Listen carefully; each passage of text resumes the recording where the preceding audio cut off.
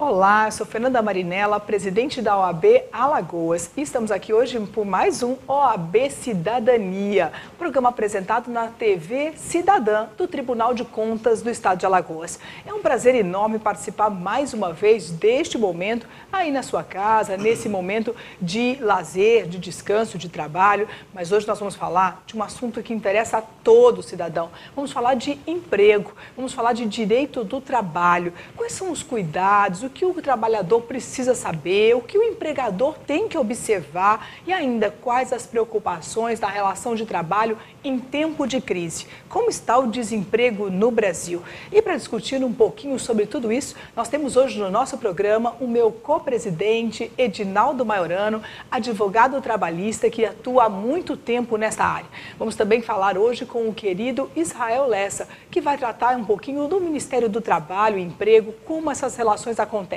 E vamos receber também hoje o doutor Rafael Gazaneu, do Ministério Público do Trabalho, nosso procurador do Ministério Público do Trabalho. Então o assunto hoje é trabalho, é emprego e as relações de direito que surgem então a partir deste vínculo jurídico. Mas para isso nós vamos então receber os nossos convidados de hoje. Mas antes de falar com cada um, vamos às notícias do Conselho Federal da OAB e voltamos daqui a pouquinho. A Comissão de Constituição, Justiça e Cidadania da Câmara dos Deputados aprovou por unanimidade o projeto de lei que garante direitos importantes para as advogadas que têm filhos. Sem dúvida, o projeto de lei 1901/2015, ele vem atender os anseios da advogada que é mãe, a advogada que pretende ser mãe, porque a advogada já luta muito, com muita dificuldade e precisa do amparo, não só da sua instituição, mas do Poder Judiciário. Então, esse projeto de lei, ele vai de encontro com o Plano Nacional de Valorização da Mulher Advogada, no que tange, por exemplo, a prioridade nas audiências e sustentações orais nos fóruns e tribunais. Então, a advogada grávida, gestante e lactante, ela terá essa prioridade. Também tem a suspensão dos prazos processuais, dentre muitas outras vantagens e benefícios que são pontuais para atender, inclusive, o princípio da dignidade humana. O projeto altera o Código de Processo Civil e garante a suspensão dos prazos processuais por 30 dias, quando a única advogada de alguma das partes der à luz ou adotar. O texto altera ainda o Estatuto da Advocacia, apresentando direitos às advogadas grávidas ou lactantes de não se submeter a detectores de metais e aparelhos de raios-x nas entradas dos tribunais, obter a reserva de vagas nas garagens dos fóruns dos tribunais, acesso às creches onde houver ou local adequado ao atendimento das necessidades dos bebês, e preferência na ordem das sustentações orais e audiências a serem realizadas a cada dia. De forma semelhante, a matéria prevê a suspensão dos prazos em curso por 8 dias, quando o único advogado de alguma das partes também se tornar pai ou adotar. A OAB está acompanhando de perto a tramitação do projeto, que agora segue para aprovação no Senado Federal. A atuação tem sido uma atuação muito forte, sobretudo da Comissão da Mulher Advogada, da Comissão Nacional, e a gente espera que haja no Senado novamente uma sensibilidade em torno dessa questão para que possamos, nós mulheres, todas advogadas, termos esse direito garantido. O trabalho da ouvidoria melhora as relações da instituição com o seu público, porque cria a possibilidade de aproximação e integração. O usuário se utiliza deste canal para fazer seus pleitos e ansiedades chegarem ao conhecimento do órgão. A OAB quer usar esse canal de comunicação para criar uma rede de informações no meio jurídico.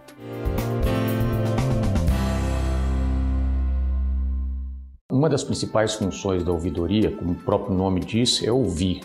Receber as reclamações, críticas, as sugestões e até mesmo elogios da advocacia e da sociedade de uma maneira geral. Pois bem, essa é a principal função da ouvidoria.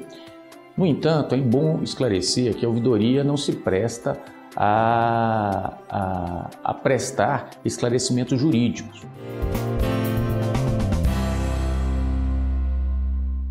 Nós recebemos na ouvidoria diversos tipos de manifestações, desde críticas, sugestões, reclamações, elogios, e através disso nós buscamos aprimorar os serviços, passar essas informações para a diretoria para que o Conselho Federal possa aprimorar a sua atuação, seja em benefício em defesa da advocacia, seja em defesa da sociedade de uma maneira geral.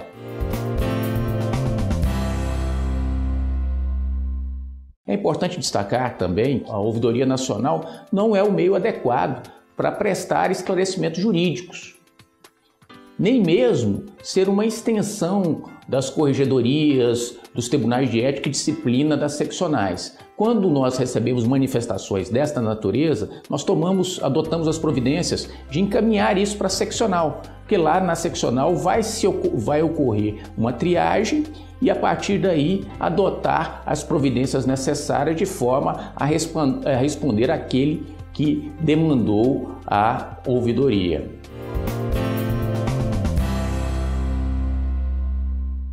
A importante ferramenta que o Conselho Federal, a Ouvidoria Nacional, está disponibilizando à advocacia e à sociedade de uma maneira geral, que é o sistema eletrônico.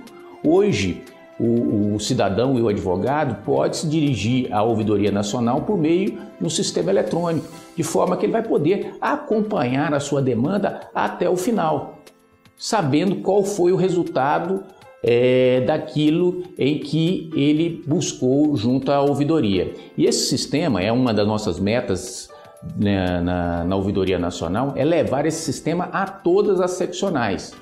Uma vez feito isso, ao final do ano, nós teremos uma rede de informações, né, que vai possibilitar o Conselho Federal a melhorar a sua atuação perante a advocacia e perante a sociedade de uma maneira geral. Outro aspecto que eu julgo de extrema relevância é renovar os acordos de cooperação com o STJ, com a Procuradoria-Geral da República. Aliás, eu vou mais além. Esses acordos têm que ser estendidos para todos os demais órgãos do Poder Judiciário, do Poder Executivo, do Poder Legislativo, do Ministério Público. Por quê? Porque muitas demandas que hoje chegam à Ouvidoria Nacional, na verdade, têm como destinatários estes órgãos.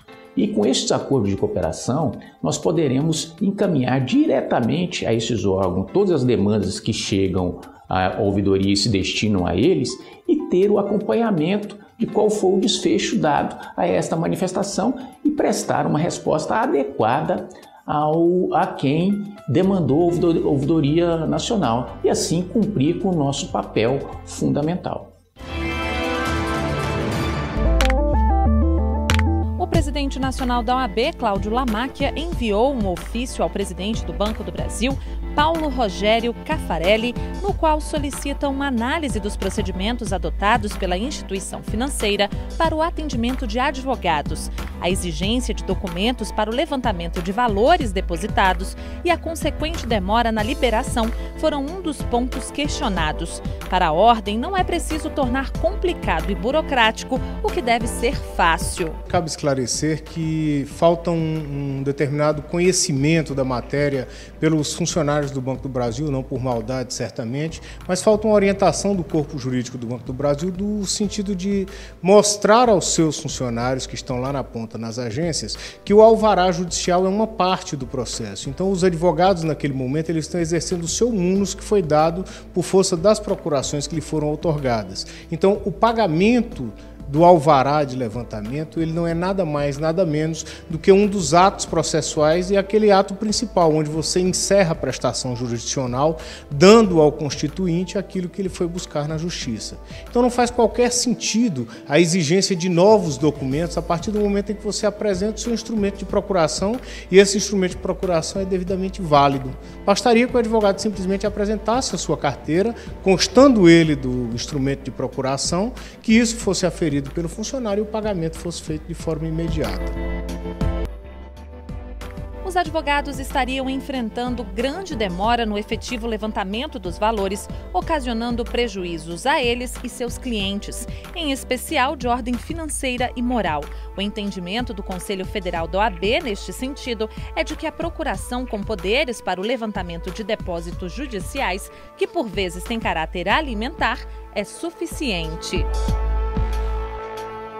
Nós ainda temos uma demora muito grande nos pagamentos. O Banco do Brasil ele chega, em alguns casos, a demorar até 5 dias para efetivar o pagamento desse valor do alvará, sendo que o dinheiro já está disponível em suas contas. Isso é uma reclamação muito grande, porque muitas vezes o cliente não entende essa demora do banco e passa a culpar o profissional de direito, o advogado, pela demora nesse recebimento.